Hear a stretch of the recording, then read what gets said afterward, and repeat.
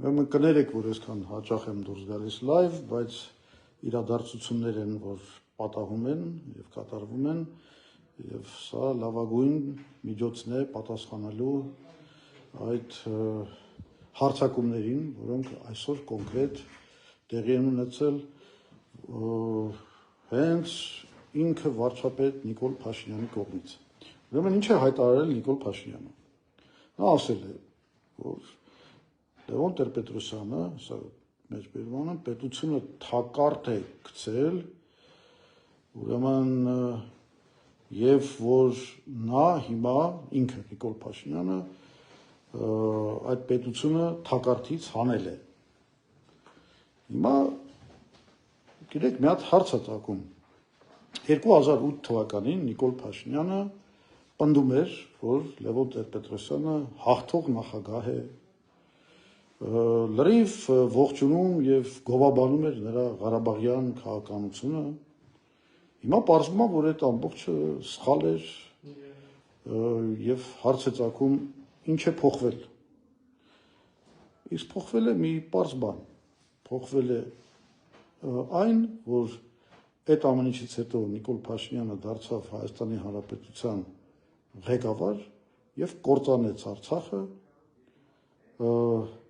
բերեց մեզ նվաստացուցիչ պարտությունների, անցկացրեց 3 պատերազմով, կորցրեցինք 5000 մարդու կյանք եւ հիմա պարզվում է, որ այդ ամենը Հայաստանը թակարդից հանելու մի գործընթաց էր։ Մինչդեռ, եթե լուրջ մոտենանք այս հարցին, Նիկոլ Փաշինյանը երևի հայոց պատմության մեջ հայ ժողովրդին եւ Հայաստանին ամենամեծ վնաս հասցրած մարդկանցից մեկն է։ Ինչ ասեմ,